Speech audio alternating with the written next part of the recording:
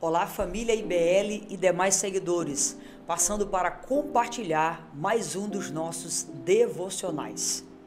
Eu quero fazer uma partilha de um texto que se encontra lá em Mateus capítulo 8. Mateus capítulo 8 é quando Jesus ele está saindo de ministrar o Sermão do Monte. E o texto vai falar aqui no capítulo 8 que ele é abordado por um leproso. Havia uma multidão com Jesus. Quando ele é abordado por um leproso, o leproso se aproxima de Jesus e o adora e depois diz assim: olha, se você quiser, você pode me curar. E Jesus diz assim: eu quero. E ele foi curado.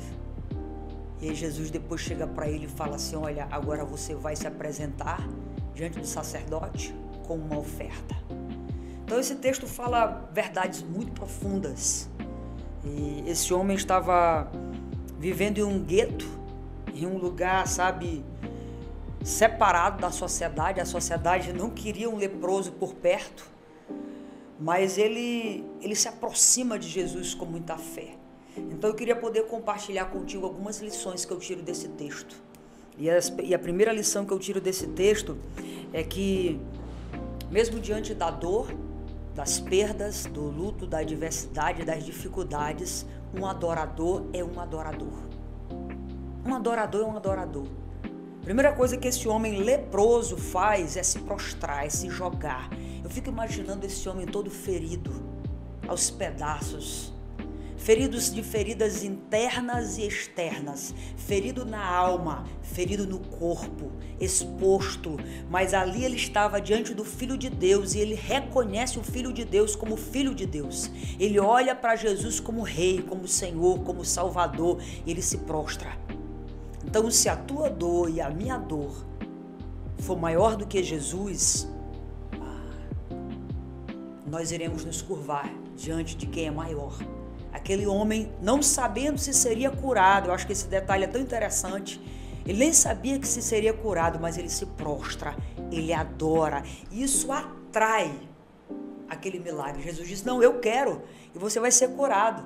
Então, a segunda lição que eu tiro desse texto é que ele teve iniciativa. Nós rompemos. Eu poderia dizer que esse homem estava dentro de um casulo espiritual.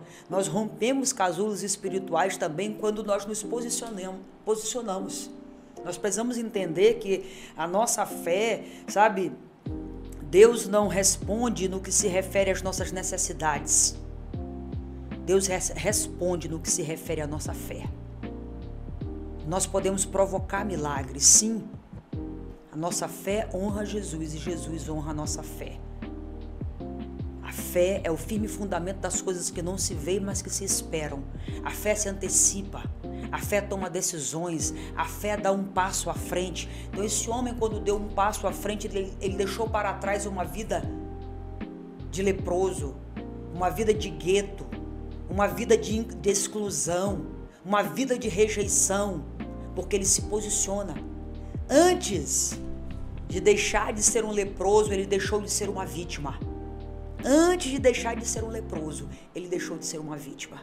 Então, às vezes, muitas coisas não acontecem na minha vida e na sua vida, porque às vezes nós estamos nos comportando o tempo todo como vítimas. Coitadinhos que não conseguimos. Esse homem poderia pensar assim: ele era rejeitado, ele era apontado, ele estava vivendo em um gueto, ele estava fora.